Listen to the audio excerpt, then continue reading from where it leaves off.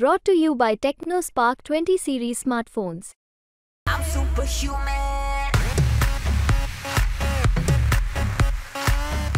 वसंतदादा म्हणजेच सांगलीमधली काँग्रेस आणि काँग्रेस म्हणजे वसंतदादा घराणा हा जो काय प्रकार होता या मुद्द्यावरती गाजली। पण याच्यामध्ये मुद्दा असा तिकीट न मिळाल्यामुळे ही निवडणूक सहानुभूती वसंतदादा घराण्याची अस्मिता त्यानंतर इथले स्थानिक मुद्दे कारखाना वगैरे या सगळ्या गोष्टीवर गाजली। त्यामुळे ज्या वर्गाला प्रतिनिधित्व करायचं आहे ज्या वर्गात प्रतिनिधित्व करायचं त्यांचे प्रश्नच चर्चेत येत नाहीत ही एक लोकांच्यातली नाराजी होती आणि लोकांच्या प्रश्नावर तशी इथं काहीच चर्चा झाली नाही। इथं फक्त एक दोन घराण्यांमधला वाद आणि एका घराण्यावरचा अन्याय याच्या पलीकडे या जिल्ह्यात विषय झाला नाही, चर्चेला आला नाही। योगी आदित्यनाथ आणि अमित शहांची सभा होऊन सुद्धा ही निवडणूक काही राष्ट्रीय मुद्द्यावर गेली नाही किंवा इथल्या स्थानिक विकासावर गेली नाही, तर ही निवडणूक स्थानिक मुद्द्यावर झाली। भारतीय जनता पक्ष हा काही फक्त अशा कुठल्या राष्ट्रवादी काँग्रेसच्या किंवा महाविकास आघाडीचं कोण फुटून येतं आणि त्या जोडावर आपण लढू अशा प्रकारे तयारीत नव्हता। त्यांनी पूर्ण तयारी केलेली होती, त्यांच्यामागे केंद्रातली राज्यातली सत्ता होती। त्याचा परिणाम असा आहे की अपक्ष उमेदवार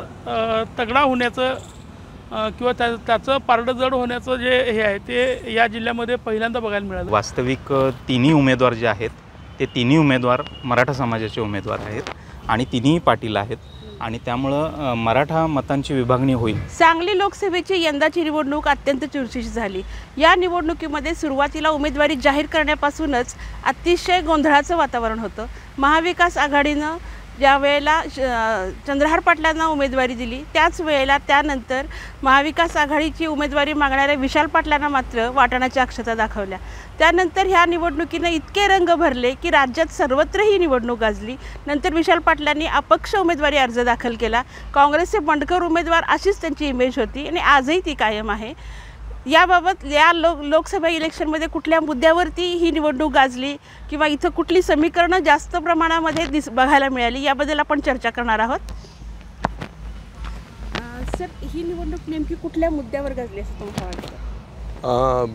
महाराष्ट्रातल्या इतर निवडणुकीप्रमाणे ही निवडणूक स्थानिक मुद्द्यावरच गाजली आणि तुम्ही आता सांगितलं की ही तिकीट मिळण्यावरच हा गोंधळ झाला, तर सांगली आणि बारामती ह्या दोन जागा महाराष्ट्रामध्ये चर्चेला झालेल्या होत्या आणि हे तिकीट काँग्रेसच्या ऐवजी शिवसेनेला गेल्यामुळं जी काही चर्चा झाली त्याच्यामुळं ही निवडणूक इथं वेगवेगळ्या विषयावर गाजली। पण याच्यामध्ये मुद्दा असा तिकीट न मिळाल्यामुळं ही निवडणूक सहानुभूती वसंतदादा घराण्याची अस्मिता त्यानंतर इथले स्थानिक मुद्दे कारखाना वगैरे ह्या सगळ्या गोष्टीवर गाजली आणि जी नॅशनल मुद्दे यायला पाहिजे होते म्हणजे योगी आदित्यनाथ आणि अमित शहांची सभा होऊन सुद्धा ही निवडणूक काही राष्ट्रीय मुद्द्यावर गेली नाही किंवा इथल्या स्थानिक विकासावर गेली नाही, तर ही निवडणूक स्थानिक मुद्द्यावर झाली। मग इथले स्थानिक ताकारेमासा टेंबूचे प्रश्न असतील किंवा इथल्या विमानतळाचा ड्रायपोर्टचा प्रश्न असेल आणि त्याबरोबरच मग मी तुम्हाला सांगितल्याप्रमाणे अस्मिता घराण्याचं एकंदर स्थान किती आहे आणि मग काँग्रेस कार्यकर्त्यांचा दुखावलेला स्वाभिमान याच्यावर इलेक्शन झाले। सर, तुम्हाला काय वाटतं ही निवडणूक कशा प्रकारे गाजली? ही निवडणूक भावनिक मुद्द्यावर मुख्यतः झाली। म्हणजे वसंतदादा कुटुंब आणि त्यांचे वारस आणि वसंतदादा म्हणजेच सांगलीमधली काँग्रेस आणि काँग्रेस म्हणजे वसंतदादा घराणा हा जो काय प्रकार होता या मुद्द्यावरती गाजली आणि त्याचबरोबर या जिल्ह्यामध्ये मुळात जे दोन गट होते की राजाराम बापू गट आणि वसंतदादा गट यांच्यामध्ये सुद्धा ही निवडणूक झाली। ही निवडणूक भाजप विरुद्ध उभाटा शिवसेना अशी झालीच नाही, त्याच्याऐवजी ती निवडणूक या दोन म्हणजे जशा या जिल्ह्यातल्या निवडणुका होतात तशीच ही निवडणूक झाली। अगदी आर पाटील हयात असतानासुद्धा ह्या निवडणुका अशाच व्हायच्या की प्रतीक पाटलांच्या बाजूनं राष्ट्रवादी काँग्रेसचे आर पाटील उतरलेले असायचे अगदी सर्व शक्तीनिशी, पण दुसरा राष्ट्रवादीचा गट तसं काम करताना दिसायचा नाही, तसा आरोप केला जायचा। त्यामुळे ही निवडणूक स्थानिक मुद्द्यावर भावनिक मुद्द्यावर गाजली आणि चंद्रहार पाटीलांना जरी तिकीट देण्यात आलं तर तिकीट देणं हे सुद्धा या अशा प्रकारच्या जिल्ह्यामध्ये जे राजकारण चाललं आहे दोन घराण्यांचं ह्या दोन घराण्यांच्या राजकारणाच्या खेळीचाच तो एक भाग होता, ती उमेदवारी देणंसुद्धा। आणि म्हणून विशाल पाटलांनी धाडस केलं बंडखोरीचं आणि त्याला जिल्ह्यातल्या नागरिकांनी किती मतदारांनी किती पाठिंबा दिला आणि त्यांना किती यश येतं हे 4 तारखेला कळेल। त्याचबरोबर भारतीय जनता पक्ष हा काही फक्त अशा कुठल्या राष्ट्रवादी काँग्रेसच्या किंवा महाविकास आघाडीचं कोण फुटून येतं आणि त्या जोडावर आपण लढू अशा प्रकारे तयारीत नव्हता। त्यांनी पूर्ण तयारी केलेली होती, त्यांच्यामागे केंद्रातली राज्यातली सत्ता होती, ती बरीचशी अनैतिकली वापरली जात होती। त्याचबरोबर त्यांच्या पाठीमागे पैशाचं मोठं पाठबळ होतं आणि मागच्या वर्षभरापासून त्यांनी अगदी वाडी वस्तीपर्यंत त्यांच्या बूथ कमिट्या भक्कम केल्या होत्या। 6 महिन्यापूर्वी त्यांनी बूथ कमिट्याचा रिव्ह्यू घेतला, त्यामध्ये जे काम करत नव्हते त्यांना बाजूला करून दुसऱ्या अशा प्रकारची तयारी कुठल्याही पक्षाने केलेली नव्हती, ती त्यांनी केलेली होती. आणि त्याचबरोबर त्यांचे स्टार कॅम्पेनर्स योगी आदित्यनाथ, अमित शहा, नितीन गडकरी यांच्यासारखे आलेले होते. तर या सगळ्या पार्श्वभूमीवर आता हा सिस्टमॅटिक लढाईचं नियोजन यशस्वी ठरतं का विशाल पाटलांचं भावनिक आव्हान यशस्वी ठरतं हे यामध्ये बघायला लागेल. पण विशाल पाटील यांनी अतिशय जोरदार टक्कर दिलेली आहे, यात काय शंका नाही. पण चंद्रहार पाटील हे महाविकास आघाडीचे उमेदवार, पण त्या मनानं म्हणजे जशी टक्कर जी झाली ती संजय काका पाटील आणि विशाल पाटील या दोघांच्यात झाली. महाविकास आघाडीचे उमेदवार असूनही चंद्रहार तिसऱ्या नंबरवर फेकल्या गेल्यासारखी परिस्थिती निर्माण झाली. पण काँग्रेस आणि राष्ट्रवादीने त्यांना म्हणावी तितकी मदत केली नाही असं वाटतं का? काँग्रेस आणि राष्ट्रवादीनं मदत करण्याचा प्रश्नच नव्हता, कारण काँग्रेस राष्ट्रवादीची मदत तुम्हाला ज्यांची हवी होती ते एक नंबरचे नेते व्यासपीठावर होते. पण ॲक्च्युली निवडणुकीची खेळती दुसरी पण नाही, तिसरी चौथी फळी गाव पातळीवर काम करणारी, गल्लीत काम करणारी, मतदार जमा करणारी, वाडी वस्तीवरून दुचाकी वाहनावरून घेऊन येणारी, हे एक नंबरचे नेते या पक्षातनं त्या पक्षात जातात. पण गाव पातळीवर जी फूट पडलेली आहे ती पिढ्यानपिढ्या फूट राहते. आजोबा वडिलांपासून मुलांपर्यंत 2 गटात लोक विभागले गेलेले असतात आणि त्यांचा व्यक्तिगत काही फायदा नसतो. ते स्वतःच्या जवळचे पैसे लावून ह्या निवडणुका करत असतात. पण ते जे कार्यकर्ते होते दुसऱ्याच्याही खालच्या 3ऱ्या 4थ्या फळीतले वगैरे, ते काँग्रेसचे आणि अर्ध्या राष्ट्रवादीचे कार्यकर्ते हे निश्चितपणे विशाल पाटलांच्या पाठीशी होते. या निवडणुकीमध्ये काही जातीय समीकरणांनी काही आपला रंग दाखवला किंवा असं काही वाटतं का तुम्हाला? नाही, तो प्रयत्न झाला या निवडणुकीमध्ये, परंतु मला असं वाटतं की जातीय समीकरणांचं काही इम्पॅक्ट या निवडणुकीवर झालेला नाही. वास्तविक तिन्ही उमेदवार जे आहेत ते तिन्ही उमेदवार मराठा समाजाचे उमेदवार आहेत आणि तिन्ही पाटील आहेत आणि त्यामुळं मराठा मतांची विभागणी होईल. मागच्या वेळेला तुम्ही मागच्या इलेक्शनचा जर विचार केला तर गोपीचंद पडळकर मैदानात होते वंचित बहुजन आघाडीकडून. त्यावेळेला धनगर समाजाची मतं त्यांच्या बाजूनी मोठ्या प्रमाणावर आली. त्यावेळेला थोडंसं जातीय ध्रुवीकरण झालं होतं, परंतु यावेळेला तशी परिस्थिती नव्हती. यावेळेला तिन्ही उमेदवार हे मराठा समाजाचे होते, त्यामुळे मराठा समाज किंवा अन्य समाज विभागला गेला असं काही झालेलं नाही. थोडाफार यामध्ये असा फरक पडला की वंचित बहुजन आघाडीने विशाल पाटीलना पाठिंबा दिला, त्यामुळं जो वंचित बहुजन आघाडीचा जे पॉकेट होतं मतांचं ते काही प्रमाणात विशाल पाटील यांच्या मागे उभे राहिलं, जे मागच्या वेळेला त्यांच्या विरोधात होतं. आणि हा मूलभूत फरक या निवडणुकीमध्ये दिसून आला.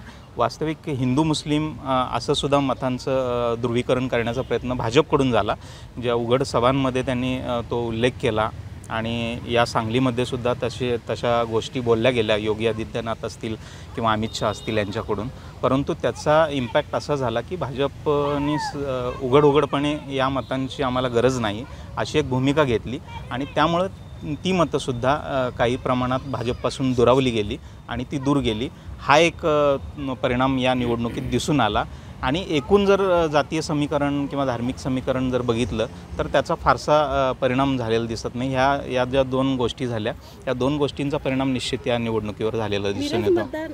विधानसभा मतदारसंघ जो आहे हा राखीव मतदारसंघ, नेमकी इथं विशाल पाटलांनी प्रकाश आंबेडकरांची सभा लावली.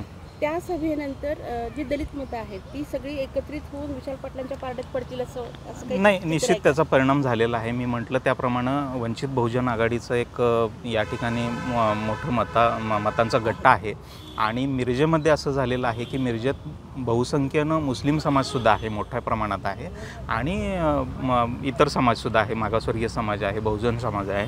आणि वंचित बहुजन आघाडीची सभा ज्यावेळेला लावली मिरजेमध्ये त्यावेळेला त्या मतांचा सुद्धा विशाल पाटील यांना थोडा लाभ झाला, तो उघडपणे झाला.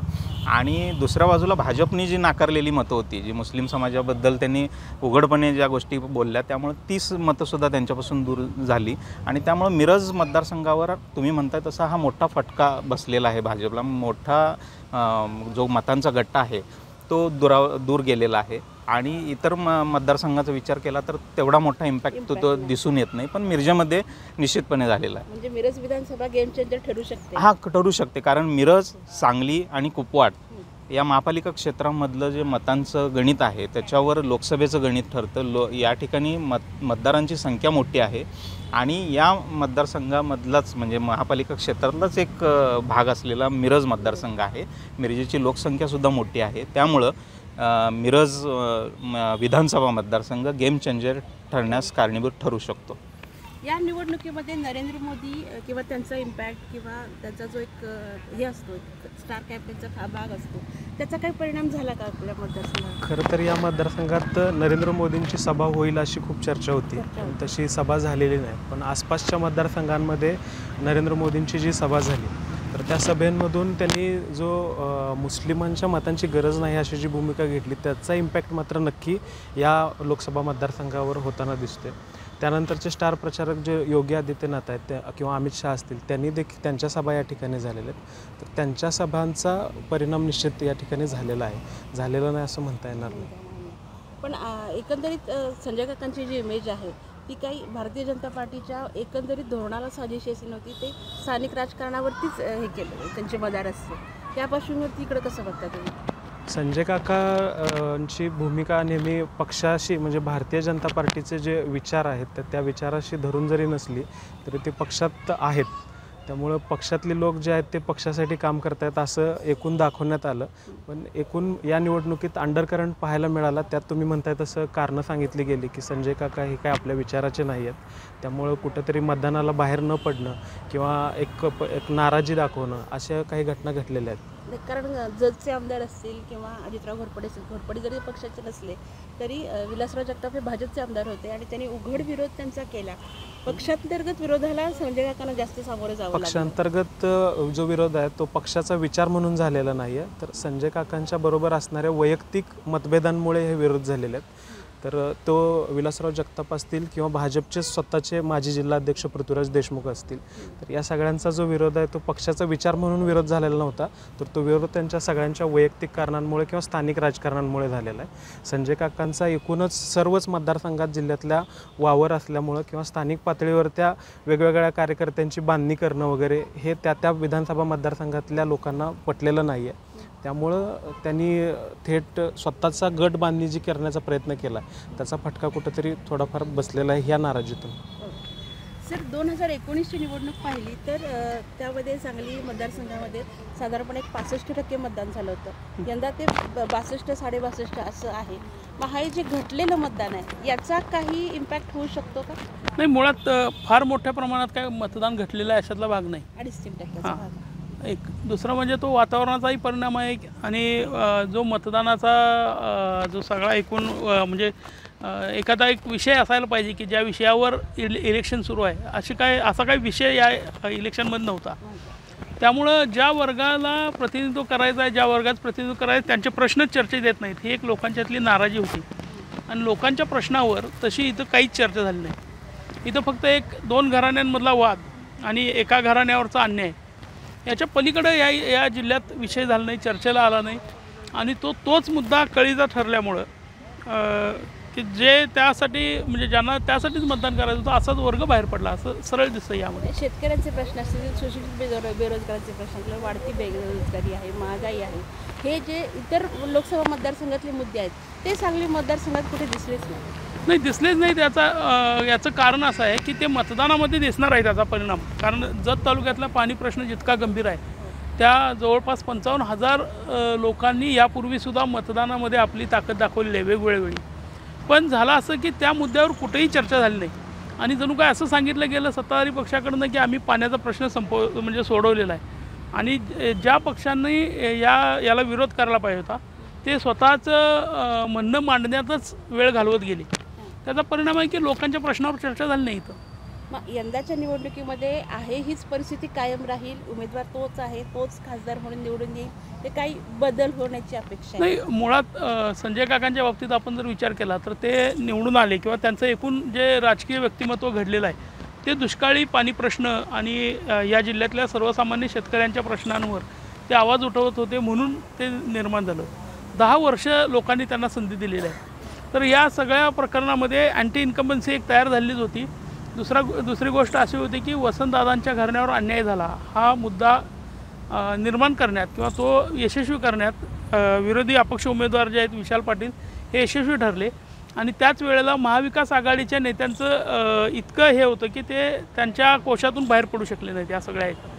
त्याचा परिणाम असा आहे की अपक्ष उमेदवार तगडा होण्याचं किंवा त्याचं पारडं जड होण्याचं जे हे आहे ते या जिल्ह्यामध्ये पहिल्यांदा बघायला मिळालं. आणि तो मुळात काँग्रेसचाच उमेदवार आहे, ही एक काँग्रेस कार्यकर्त्यांची भावना होती. आणि काँग्रेसचा उमेदवार असून आणि सक्षम उमेदवार जो भाजपच्या विरोधात बदल घडवू शकतो त्याला संधी मिळाली नाही, ही एक भावना काँग्रेस कार्यकर्त्यांमध्ये निर्माण झाली.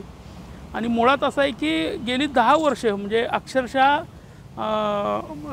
या सगळ्या प्रक्रियेतनं बाजूला पडलेला काँग्रेस कार्यकर्तासुद्धा यावेळी सक्रिय झाला. म्हणजे अगदी रिटायर झालेले कर्मचाऱ्यांपासून सगळे लोक. आणि त्यांनी एक विषय हा केला की आम्हाला काही करून इथली सत्ता बदल करायची आहे. तर त्याचा परिणाम हा दिसून आला आहे आणि स्पष्टपणे दिसतं आहे की अपक्ष या ठिकाणी विजयी होऊ शकेल इतक्या याच्यापर्यंत आलेला आहे. तर ही आहे सांगली लोकसभा मतदारसंघाची एकंदरीत परिस्थिती. कॅमेरामन जमीरसोबत स्वाती चिखलीकर, सांगली, मुंबई तक.